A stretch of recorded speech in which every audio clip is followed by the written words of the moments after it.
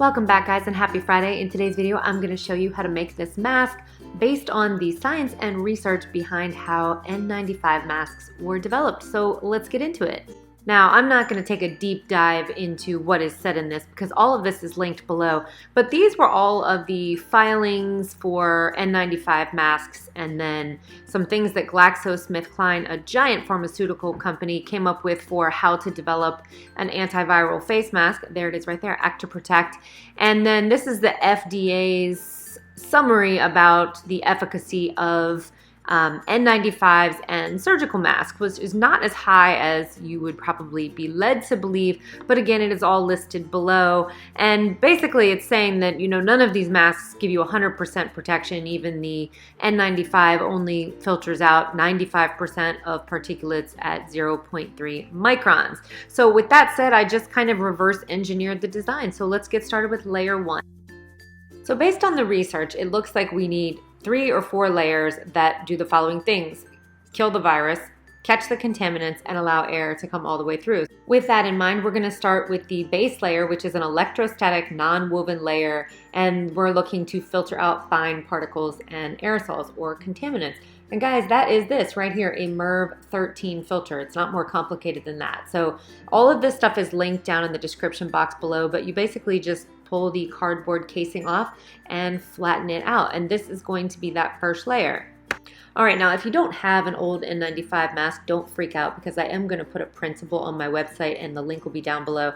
And basically you're just going to trace this out and then you're going to give yourself some extra room and you'll see why as we go forward. But this is just going to give you the sort of general face shape. Why reinvent the wheel? You have it right there in front of you. Oh, hello. All right, so we're just going to go ahead and cut this out, and this is going to serve as the template for you. And yeah, guys, we're keeping it pretty low fidelity because I want even a child could make this mask, literally.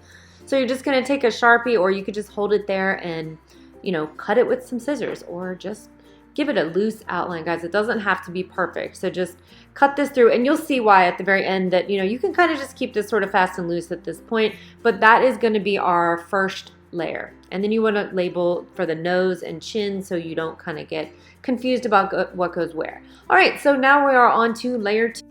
All right, and then the next layer that we're going to work on is this polypropylene layer. And the purpose of this is to absorb moisture, both from your vapors from your breath and from outside. So there is this wonderful product called Spunbound, and it is used in tons of medical attire. And you can use Spunbound or Meltblown, but you can't get your hands on Meltblown, and you can get your hands on Spunbound. So we're just going to cut ourselves one more layer of this. And that's going to bring us to the outermost layer. And this layer is there just to help us create an environment that is inhospitable to viruses. And so what we're going to do is we are going to take shoe guards. I know that's going to seem kind of crazy, but think of it as sort of like the same thing that you wear on your hair to keep things off your hair. And we are going to spray those with citric acid. So citric acid is nothing more than concentrated lemon juice. So you don't have to buy citric acid. You can just take some canned lemon juice and put it in a spray bottle and then spritz these masks and let it dry. Because we all know how much germs and viruses love to party on wet surfaces. So let's not let that happen. If you don't have lemon juice, you can use vinegar, but GlaxoSmithKline, their active ingredient for their mask, the one that I showed you at the top of the video, was citric acid at a 1.8% concentration. And again, citric acid is just lemon juice. And vinegar is I think better served for killing bacteria. Again, it's not going to hurt you if you use vinegar because, guys, you don't want to get sick with anything, including the coronavirus, but you don't want to pick up a cold or the regular flu either. And so spraying the outside of the mask with vinegar or lemon juice is just going to be a good idea. But again, let it dry. So for this shoe cover, what we're going to do, the first thing I want you to do is bind up the top part, which would be the part that goes around your ankle, and cut that off. Because if you find yourself in a situation where you don't have elastic or rubber bands, you can absolutely use that. I made a couple masks on my way to this final prototype using those. So don't throw that out. All right, then what we're going to want to do is we're just going to want to, and I'm just showing you here that if you wanted to, you could put the carbon filter in there. But you're going to get 4 pieces of this out of every single shoe cover. So that is a lot, and I love that because you need 2 of these per mask. So just go ahead and let's just cut it out. All right, now that we're done with these layers, we're just going to split them in half, and there you go, you see. So you'll actually end up getting 4. But what we're going to do is we are going to glue that to both the outside and the inside. So that is going to be the Spunbound, which I am attaching directly to the Merv filter. So that's what you see me doing here. I'm just kind of going around the edges, and I'm putting the line of glue very, very close to the end. And again, this is Spunbound. So it's the Merv 13 and then the Spunbound right on top. And then you're just gonna go ahead and put this on here like this. And there you go. You see me, I'm just pressing it in with my fingers, which I have to tell you, my fingers are not happy with me right now. So use the back of a knife or a spoon or whatever you want to do, but don't use your fingers unless you want them to wake up and slap you in the morning. All right, so once you have that on there all the way around, and so we're just gonna go back through and, you know, again, it doesn't have to be perfect, and you'll see why. Oh, look, I started using my brain and I used the back of my scissors. All right, so now we have one piece. What am I doing with this? I look like Hannibal Lecter, but don't worry. It's gonna come together. Okay, so that is gonna be the outermost piece, but what we're going to do before we put that last top piece of the little shoe cover that we just cut, we're gonna take these pipe cleaners, cut them in half, and then lay 3 of them right here, and you'll see why in a second. So just put them here. Again, use something else because good Lord, did I burn my fingers doing this. So 3 pieces of this, and what we're gonna do with this is what you're gonna use to bend it down the bridge of your nose and so that it sits closer to your face. And once you're done with that, that's just the little piece of the shoe cover that we're gonna put on the top, and you're gonna want it really close to the side of the pipe cleaner. And then we're just gonna press it in because we're trying to get like a seal right there. And you see, I'm using my fingers again because apparently learning has not occurred yet.